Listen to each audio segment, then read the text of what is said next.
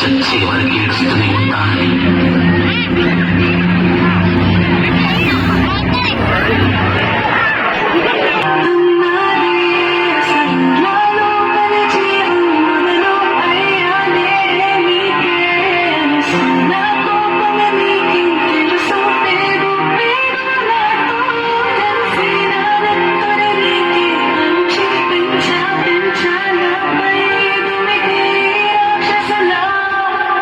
అత్యాచారం చేసి నోని పూరి తీయాలి, మెడపట్టి గొంతు పిసికి కాల పెట్టాలి.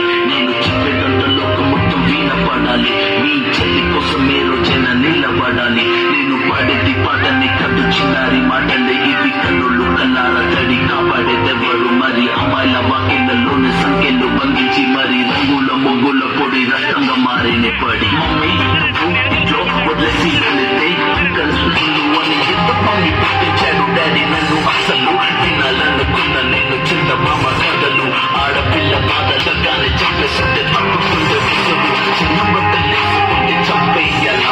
ఇంకెన్ని రోజు దాచుకున్న ప్రాణం ఇలా. నేను చదువుకోవాలా లేదా బడికి స్టోరీ అయిపోయాని వాళ్ళ.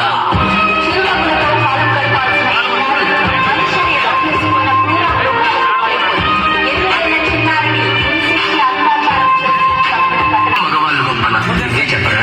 మగాడే గొప్పరా? ఎందుకంటే మగాడు ఎక్కడికి వెళ్ళినా ఎలా ఉన్నా బతికేస్తాడు. అయినా మగాడు ఏదనుకున్నా సాధించేస్తాడు. మగవాళ్ళు గొప్పవాళ్ళే, కానీ వాళ్ళని గొప్పవాళ్ళుగా తీర్చిదిద్దింది మాత్రం ఒక ఆడది. ఆడవాళ్ళు చిరునవ్వు వెనక దాచిన కన్నీటి మహాసముద్రం విలువ ఇప్పుడు నీకు చూపిస్తాను, చూడు.